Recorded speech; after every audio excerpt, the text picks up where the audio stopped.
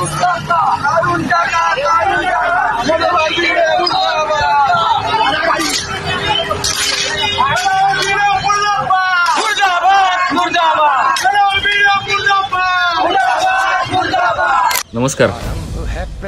हिंदू द्वेष्टांची अवस्था ही युद्ध हरून सुद्धा मिरवणूक करणाऱ्या पाकिस्तान सारखी झाली आहे. ज्याप्रमाणे प्रभू श्रीराम यांची जन्मभूमी प्रदीर्घ संघर्षानंतर हिंदूंनी मुक्त करवून घेतली, त्याच पद्धतीनं भगवान श्रीकृष्ण यांची सुद्धा जन्मभूमी मुक्त व्हावी यासाठी हिंदूंनी आता शिवधनुष्य हाती घेतलंय.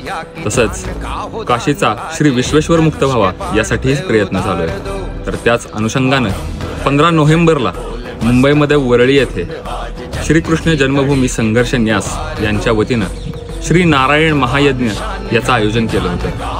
हेतू होता भगवान श्रीकृष्ण यांची जन्मभूमी लवकरच मुक्त व्हावी. आणि त्याच अनुषंगाने सर्व हिंदुत्ववादी संघटनांनी या कार्यक्रमाला शुभेच्छा देण्यासाठी फलक लावले होते.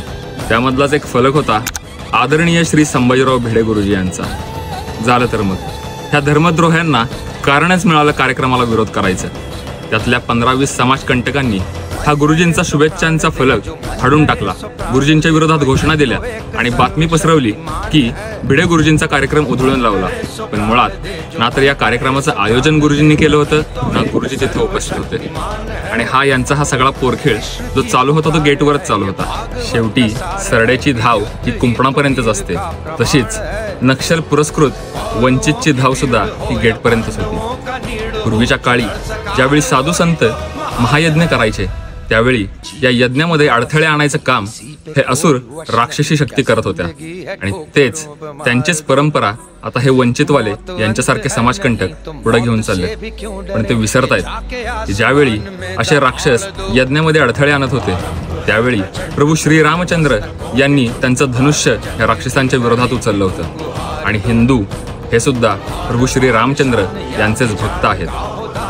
या अशा लोकांना जरब बसावा यासाठी पोलीस आणि प्रशासन यांनी वेळीच पावले उचलणं गरजेचं आहे. आणि हो, गुरुजी हे संत आहेत. तुमच्या ह्या बालिश पोरखेळाचा गुरुजींना काडीचाही फरक पडत नाही. पण असं गुरुजींना फरक पडत नाही म्हणून भुंकत तरी किती राहायचं. असो, त्या न चावणाऱ्या श्वानांना नुसतंच भुंकत राहण्यातच मजा येते. जय श्रीराम.